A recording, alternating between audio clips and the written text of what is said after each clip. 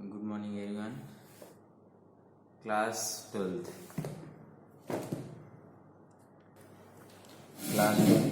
हम लोग पढ़े थे जयशंकर प्रसाद का श्रद्धा और मनु। श्रद्धा और मनु हम लोगों ने और पढ़ लिए थे 8 तक शायद। आज इसके आगे पढ़ेंगे, ठीक है। ये 8 तक पढ़ लिए थे, आज इसके आगे पढ़ेंगे। देखिए, पहले हम लोगों ने पढ़ लिया था कि मनु एकदम निर्जन स्थान पर बैठा हुआ है, उदास होकर बैठा है, क्योंकि पूरी सृष्टि नष्ट हो जाने के बाद अचानक उसके पास श्रद्धा आती है और उससे उसका परिचय पूछती है। तो फिर थोड़ा से तो अब जब श्रद्धा का परिचय पूछने के पश्चात फिर वह श्रद्धा से पूछता है कि कौन हो तुम, इस बसंत के दूत, इस पतझड़ में, इस लुटे हुए इस संसार में आके तुम कौन हो, कहाँ से आई हो, यह सब पूछता है। देखिए, वहीं से शुरू करेंगे 8वें से ही। कौन हो तुम बसंत के दूत, विरस पतझड़ में अति सुकुमार, घन तिमिर में चपला की रेख, तपन में शीतल मंद बयार। अपना परिचय देने के बाद मनु ने श्रद्धा से प्रश्न करते हैं कि हे सुकुमार अंगों वाली, सुकुमार कोमल अंगों वाली, तुम कौन हो? सुकुमार कोमल अंगों वाली तुम कौन हो? विरस पतझड़ में अति घन तिमिर में चपला की रेख, तपन में शीतल मंद बयार। अचानक इस निर्जन स्थान में आकर क्या कहते हैं? मनु श्रद्धा से प्रश्न करते हैं, सुकुमार कोमल अंगों वाली तुम कौन हो? अचानक इस निर्जन स्थान में आकर तुमने मेरे इस निराश जीवन को एक नई आशा का संदेश दिया है, एक नई आशा का संदेश दिया। जिस प्रकार पतझड़ के समय कोयल अपने मीठे स्वर से आने वाले बसंत की सूचना देते हैं, इसी प्रकार तुम हो।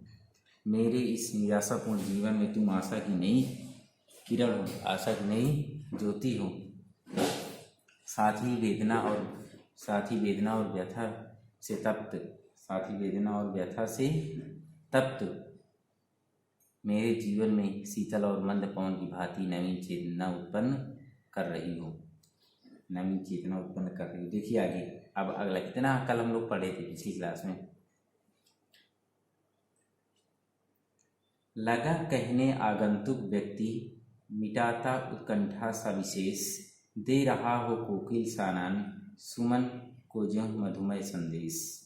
लगा कहने आगंतुक व्यक्ति, आगंतुक मनु, जब देखिए मनु के पूछने पर कुछ देर पहले ही आने वाले व्यक्ति, इसका नाम श्रद्धा था, ने अपने विषय में सब कुछ जानने के विशेष रूप से उत्कंठित मनु की जिज्ञासा शांत करने के लिए अपना परिचय देना प्रारंभ किया। क्या कह रहे हैं? लगा कहने आगंतुक व्यक्ति, मिटाता उत्कंठा सा विशेष। श्रद्धा मनु के उत्कंठित या मनु के जिज्ञासु मन को शांत करने के लिए अपना परिचय देना प्रारंभ करती है और अपना परिचय देती है। दे रहा कोकिल सानन, सुमन ज्यों मधुमय संदेश। उसकी मधुर वाणी मनु को ऐसी लग रही थी, मानो कोयल आनंद में भरकर फूलों को मधुमय बसंत के आने का संदेश सुना रही हो।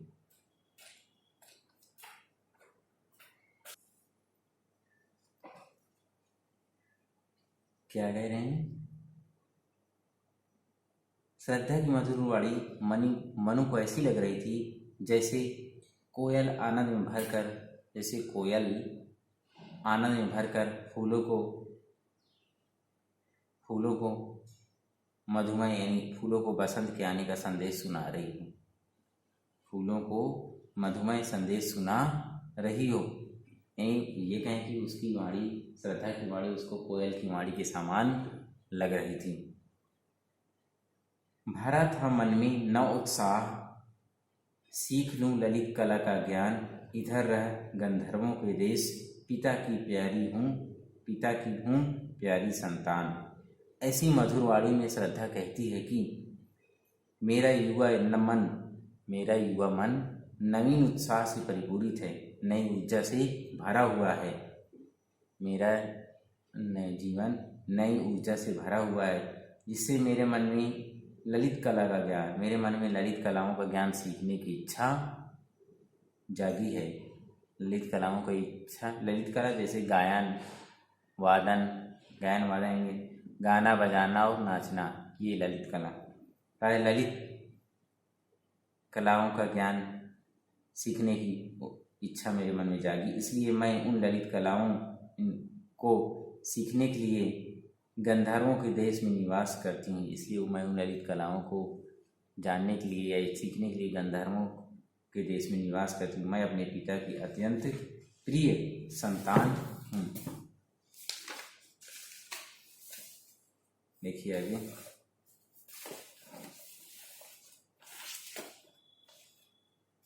दृष्टि जब जाती हिमगिरी ओर, दृष्टि जब जाती हिमगिरी ओर, प्रश्न करता मन अधिक अधीर, प्रश्न करता मन अधिक अधीर, धरा की है सिकुड़न भयभीत, आह कैसी है यह क्या है पीर। पीर माने पीड़ा, पीर माने पीड़ा। श्रद्धा कहती है कि जब जब मेरी दृष्टि इस ऊंचे हिमालय की पर पड़ती है, जब जब मेरी दृष्टि, या ये कहें जब जब मैं हिमालय की ओर, इस ऊंचे हिमालय की ओर देखती हूँ, तब तब इसके संदर्भ में विस्तार से जानने का प्रश्न करता मन अधीर, तब तब मेरे मन में इसको जानने के लिए अनेक प्रश्न उठकर मुझे बेचैन कर देती हैं। यानी इसको जानने के लिए, हिमालय को, ऊंचे हिमालय को जानने के लिए मेरे मन में अनेक प्रश्न उठते हैं जो मुझे बेचैन कर देते हैं। धरा की यह सिकुड़न भयभीत, आह कैसी यह है क्या है पीर। धरा की यह सिकुड़न भयभीत, आह कैसी है क्या है पीर। देखिए क्या कह रहे हैं, पृथ्वी की सिकुड़न के समान मन को भयभीत कर देने वाले, पृथ्वी की सिकुड़न के समान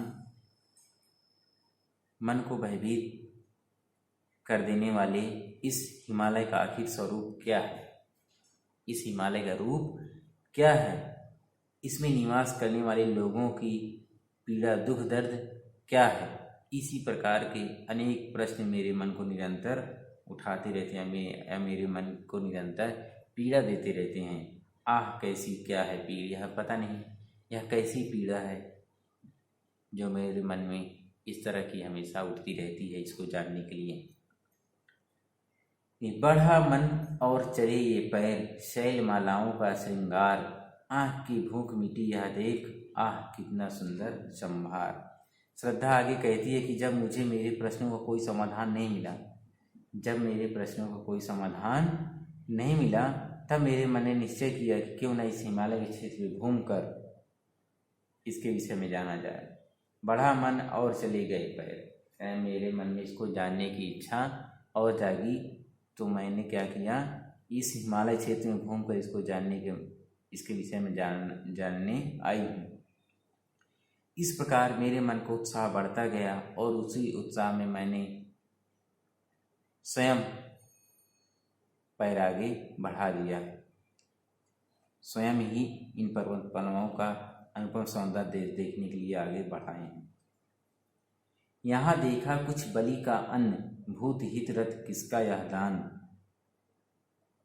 क्या कह रही है, हिमालय में घूमते घूमते मैंने इसके अनुपम सौंदर्य का पान जी भर कर किया। हिमालय को देखते देखते, इसके सुंदरता को देखकर मैंने इसकी सुंदरता के रस का पान किया, सुंदरता के रस का पान किया, सुंदरता रस का पान जी भर कर लिया, जिससे इसके सौंदर्य की मेरी आंखों की भूख मिट गई, जिससे इसकी सुंदरता की जो भूख मेरी आंखों को थी वो अब मिट गई है, वो अब मिट गई। देखिए अभी,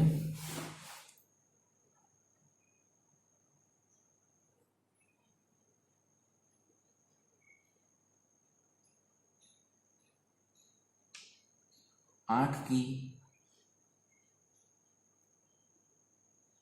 की भूख मिटी यह देख, सॉरी थोड़ा से आगे बढ़ गया था, मैं देखा नहीं था। आँख की भूख मिटी या देख, आह कितना सुंदर संभार। कह रहे हैं कि इसके सुंदर सौंदर्य दृश्य को देखकर, इतनी सौंदर्यता को देखकर मेरे आँखों की भूख जो थी वह मिट गई। वास्तव में यह इसका सौंदर्य पूर्णतः श्रेष्ठ प्रतिमान है। वास्तव में इसका सुंदर बहुत श्रेष्ठ प्रतिमान है। देखिए आगे, यहाँ देखा कुछ बलि का अन्न, यहाँ देखा कुछ बलि का अन्न, भूत हित रथ किसका यह दान। इधर कोई है अभी सजीव हुआ ऐसा मन में अनुमान। श्रद्धा कहती है मैं हिमालय की शोभा देखते देखते, क्या कहती है, मैं हिमालय की शोभा देखते देखते जब यहाँ तक पहुँची, तब मैंने यहाँ संसार के सभी प्राणियों के भरण पोषण के लिए, तब मैंने क्या देखा कि यहाँ संसार के समस्त प्राणियों के भरण पोषण के लिए गृहस्थ द्वारा प्रतिदिन अपने भोजन में से निकाले जाने वाले अन्न के अंश को बिखरे देखा। क्या कहे कि यहाँ मैंने अन्न के अंश को बिखरे देखा। उस इधर कोई है अभी सजीव हुआ ऐसा मन में अनुमान। तो उस अन्न को देखकर मैं चौंक उठी। कह रहे मैंने देखा कि यहाँ अन्न के कुछ अंश पड़े हुए हैं, अन्न के कुछ अंश पड़े हुए हैं। उस अन्न को देखकर मैं चौंक उठी कि बलि के रूप में दान किया गया अन्न यहाँ निर्जन प्रांत कहाँ से आया हो। उस अन्न को देखकर मैं चौंक उठी कि इस निर्जन जगह पर ये अन्न कहाँ से आया है। तब मैंने अनुमान लगाया, तब हुआ ऐसा अनुमान, तब मैंने अनुमान लगाया कि यहाँ आसपास में कोई जीवित व्यक्ति अवश्य रहता है। तब मैंने अनुमान लगाया कि यहाँ आसपास में कोई जीवित व्यक्ति अवश्य रहता है। उसी ने यहाँ बलि का अन्न यहाँ पर बिखराया होगा। उसी ने बलि का अन्न मतलब जैसे कुछ लोग होते हैं ना, भोजन करने से पहले थोड़ा से निकाल देते हैं खाना वाना, या कुछ चिड़िया या कुछ और ऐसे होते हैं, तो वही मनु भी वहीं रहता था, इसलिए वहाँ कई अन्न का अंश देखा है।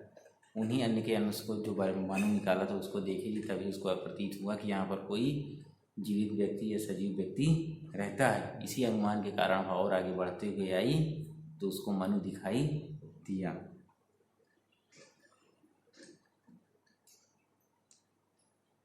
देखिए आगे, तब मैंने अनुमान लगाया यहाँ आसपास में कोई जीवित या व्यक्ति या सजीव व्यक्ति रहता है। उसी ने यहाँ बलि का अन्न यहाँ बिखराया होगा, और उस व्यक्ति को ढूंढते ढूंढते मैं आप तक आ पहुँची हूँ।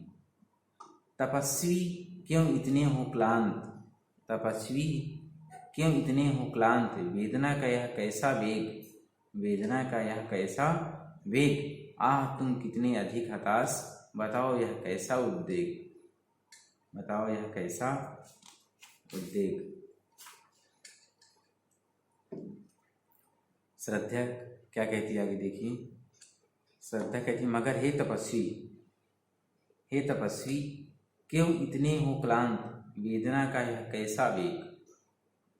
हे तपस्वी तुम्हें देखकर मेरी समझ में यह नहीं आता कि तुम इतने थके हुए उदास और मुरझाए हुए क्यों, थके हुए उदास और मुरझाए हुए से क्यों हो। तुम्हारे मन में यह वेदना क्यों, यह वेदना यह कैसा वेग, तुम्हारे मन में यह वेदना इतनी तीव्रता से क्यों उमड़ रही है। यानी तुम्हारे मन में इतनी तेजी से वेदना, इतना दुख का कारण क्या है, परेशानी का कारण क्या है। ओह तुम तो जीवन से इतने निराश हो, आह तुमने कितने अधिक हताश, बताओ यह कैसा उद्वेग। तुम अपने जीवन से कितना निराश हो, कितना तुम्हारे मन में यह वेदना इतनी क्यों है। ओह तुम तो जीवन से इतना निराश क्यों हो, जबकि तुम सब प्रकार से सक्षम हो। क्या कह रही है श्रद्धा कि तुम अपने जीवन से इतना उदास क्यों, जबकि तुम हर एक प्रकार से सक्षम हो, एक दृढ़ पुरुष हो। आप मुझे समझाइए कि आपका मन क्षोभ से क्यों भरा है, आपका मन दुख से क्यों भरा हुआ है। देखिए आगे, ये 11 हो गया, 12।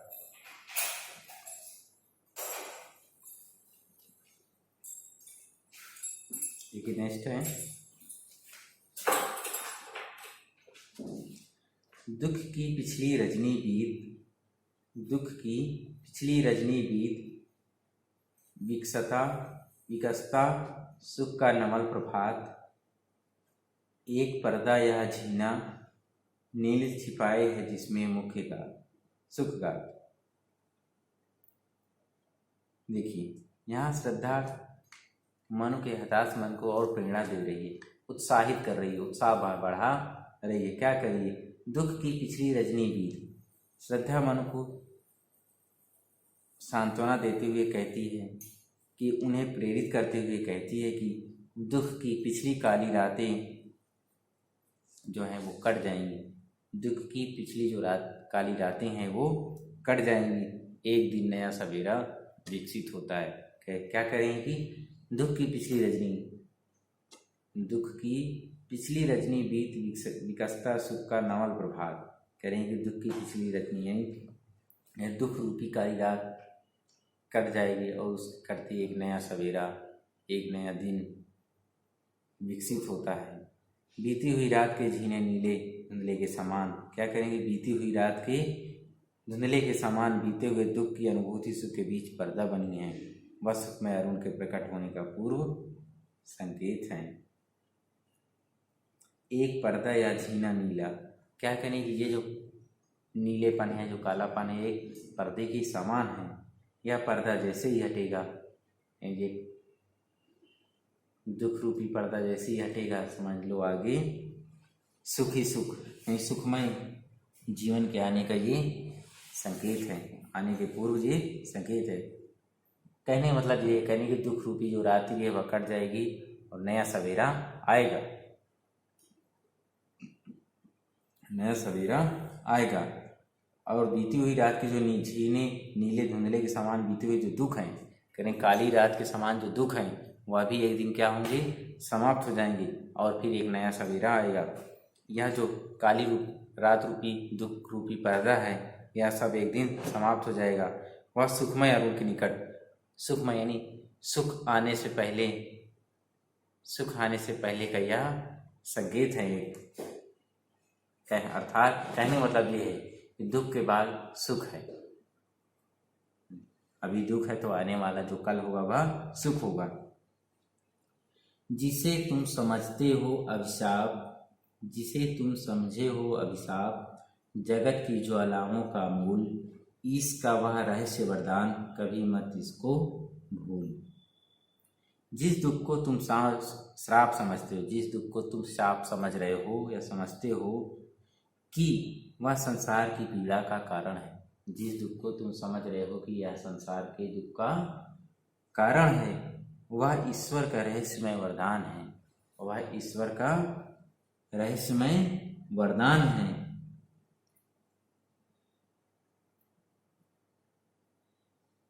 जगत की ज्वालाओं का मूल, इसका वह रहस्य वर्धमान, क्या कहेंगे, वह ईश्वर का रहस्यमय वर्धमान है। क्योंकि यहाँ पीड़ा मनुष्य को सुख प्राप्ति के लिए प्रेरित करती है, क्योंकि यहाँ पीड़ा मनुष्य को सुख प्राप्ति के लिए, अगर किसी को पीड़ा है, दुख है, तभी वह सुख की प्राप्ति के लिए प्रेरित होगा, अन्यथा नहीं। अगर सुख ही सुख रहेगा तो फिर कैसे होगा। इसे तुम कभी इसे तुम कभी न भूलना, इसे तुम कभी न भूलना, यानी दुख को कभी भूलना नहीं चाहिए, क्योंकि दुख आने वाले सुख का संकेत है। अगर अभी हम दुखी हैं तो यह आने वाला समय हमारे लिए सुखी भी हो सकता है। जानते हैं एक सिक्के के दो पहलू होते हैं, हेड या टेल, है ना, चित या पट, शेर या बक्कर, ऐसे आप लोग बोलते हैं जैसे घर में, है ना। और ये भी जानते हैं रात के बाद दिन आता है और दिन के बाद रात, उसी प्रकार दुख भी है, दुख के बाद हमेशा सुख आता है और सुख के बाद दुख भी आता है। ये जीवन है और जीवन में सुख दुख निरंतर लगा रहता है। और सुख का अभी पढ़े ना आप लोग, करें सुख की सच्ची अनुभूति वही कर सकता है सॉरी सुख की सच्ची अनुभूति वही कर सकता है जो दुख देखा होगा। जिसको दुख नहीं होगा वो सुख को समझ नहीं पाएगा, है ना। तो दुखी व्यक्ति सुख का अनुभव अच्छे से कर सकता है। देखिए आगे क्या है अगला।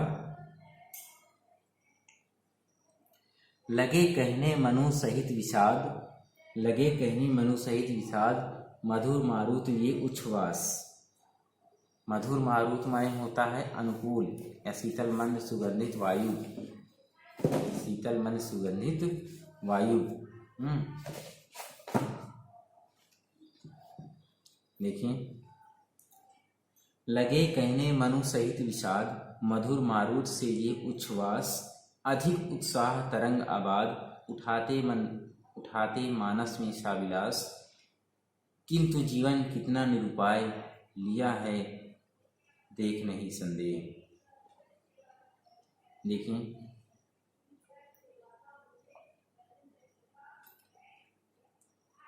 लगे कहने मनु सहित विषाद, श्रद्धा की बातें सुनकर मनु दुख से भरकर उसे कहना आरंभ करते हैं।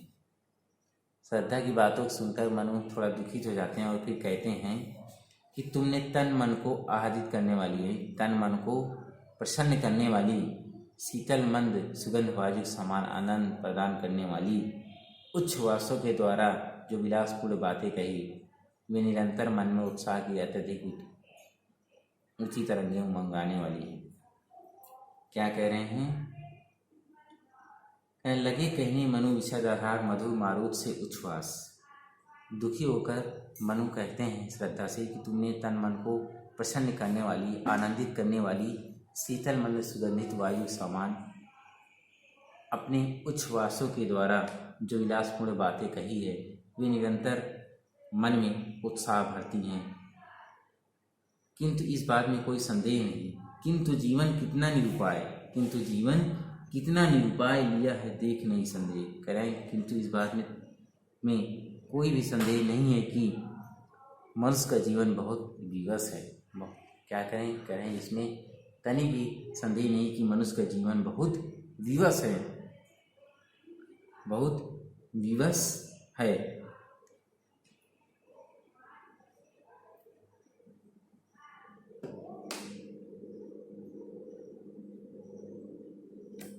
देखिए आगे, मनुष्य का जीवन बहुत विवश है।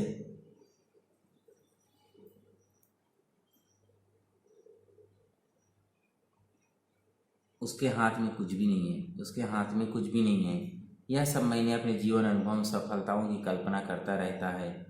क्या कह रहा है? निराशा है जिसका परिणाम सफलता का वह कल्पित गेय। कह रहा है जो मनुष्य अपने जीवन में नित्य नई सफलताओं की कल्पना करता रहता है, या यह भी कह सकते हैं जीवन सफलता की कल्पनाओं का घर है। जीवन सफलता कल्पनाओं का घर है, किंतु वास्तव में यदि विचार करके देखा जाए, कहा आगंतुक ने सा स्नेह, किंतु वास्तव में विचार करके देखा जाए तो अंततः इस जीवन का परिणाम निराशाजनक ही है, क्योंकि मृत्यु असंभव भावी और अनिश्चित है। अर्थात अनिश्चित है, पता नहीं कब मृत्यु आ जाए। मनुष्य सहर्ष मृत्यु का वर्ण नहीं करना चाहता, मनुष्य सहर्ष मृत्यु का वर्ण नहीं करना चाहता।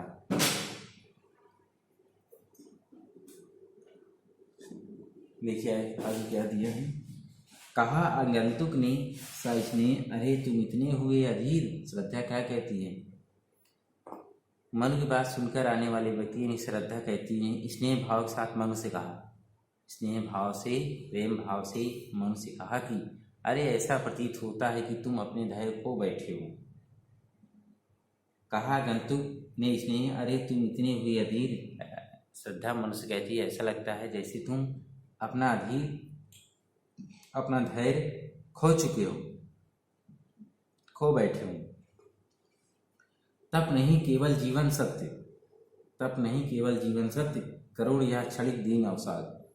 श्रद्धा क्या बताती हैं कि अपने जीवन उस सफलता को प्राप्त करने के प्रति निराश हो चुके हो। कहने में अपने जीवन में उस सफलता को प्राप्त करने के प्रति तुम निराश हो चुकी हो, जिसे कर्मशील एवं साहसी पुरुष अपने कठिन परिश्रम के आधार पर प्राप्त कर लेते हैं। तुम उस लक्ष्य को, उस सफलता को प्राप्त करने के प्रति निराश हो चुके हो, लेकिन जो पुरुष कर्मशील होते हैं, साहसी होते हैं, वे कठिन परिश्रम से भी इस अवसर को, इसे प्राप्त कर लेते हैं।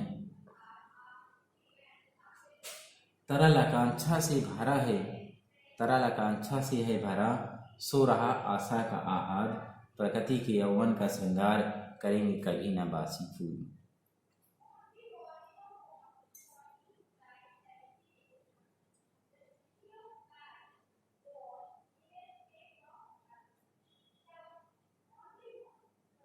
देखिए क्या कह रही है श्रद्धा।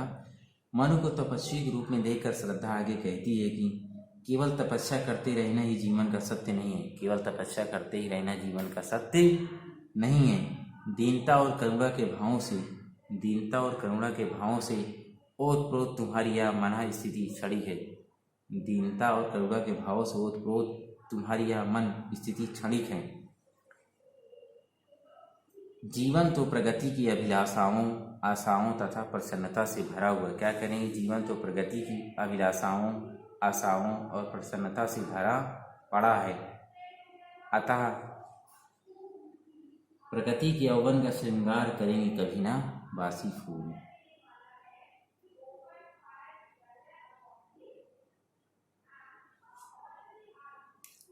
तरह आकांक्षा से भरा पड़ा है, सो रहा आशागत। क्या करेंगे? ये दीनता और करुणा भाव से ओतप्रोत यह मन स्थिति क्षणिक है। जीवन तो प्रगति की अभिलाषाओं, आशाओं तथा प्रसन्नता से भरा पड़ा है। अतः तुम अपनी अभिलाषाओं एवं इच्छा को जगाओ, अभिलाषाओं एवं इच्छा को जगाओ तथा उत्साहपूर्वक जीवन व्यतीत करो, तथा उत्साहपूर्वक जीवन व्यतीत करो, उत्साहपूर्वक जीवन व्यतीत करो।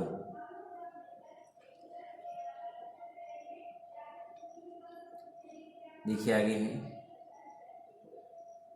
प्रगति के यौवन का श्रृंगार करेंगे कभी न बासी फूल, मिलेंगे वे जाकर अतिशीघ्र, मिलेंगे वे जाकर अतिशीघ्र, आह उत्सुक जिनको धूल, आह उत्सुक जिनको धूल।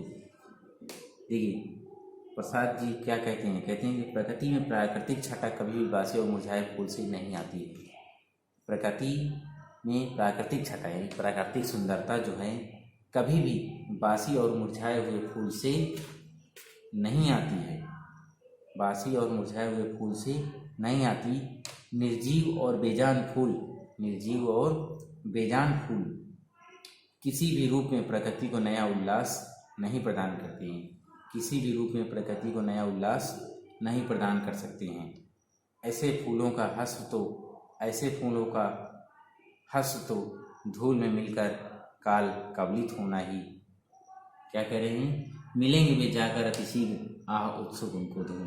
कि ऐसे फूलों का हर्ष तो धूल में मिलकर नष्ट होना ही हो सकता है, यानी नष्ट हो ही सकते हैं। इस प्रकार निस्तेज लोगों का जीवन भी सारहीन होता है। इसलिए जो लोग निस्तेज होते हैं, जिनके अंदर कोई उत्साह नहीं होता है, उनका जीवन भी इन फूलों की तरह है जो बिना कुछ किए हुए धूल में मिल जाते हैं। कहने मतलब निराश व्यक्तियों की बासी फूल से तुलना करते हुए इसमें क्या बताएं? उन्हें उल्लास में बने रहने का प्रभावकारी संदेश बताया गया है। कहते हैं कि प्रकृति का समाज या रूप निरंतर बदलता रहता है, निरंतर बदलता रहता है। उसी पर पुरानी व्यवस्था या पुराने रूप को त्याग कर प्रकृति नए रूप, नए रूप धारण करती है। इसी प्रकार श्रद्धा मन को समझा रही है, जिस प्रकार अब जैसे संसार में नया पुराना रूप त्याग दिया है, नए रूप धारण कर रही है। ये प्रकृति का नियम है, पुराने रूप को त्याग कर नए रूप धारण करना। और तुम मुरझाए हुए बासी फूल की तरह लग रहे हो। वही क्या कहती है श्रद्धा? कहती तुम नवीन फूलों से, नए फूलों से श्रृंगार करने एवं बासी फूलों को काल रूपी धूल में मिल जाने की बड़ी सुंदरता की तरह हो तुम। ठीक, तो ये था श्रद्धा मनु। कहाँ तक पढ़ी हम लोग? 15 तक। ठीक है, आज 15 तक पढ़े हैं, इसके बाद कल पढ़ेंगे, पूरा कंप्लीट करेंगे। ठीक है, आज के लिए इतना ही। तो आप लोग इसको पढ़ते रहिए, घर पर रिवीजन करते रहिए। ठीक है, नेक्स्ट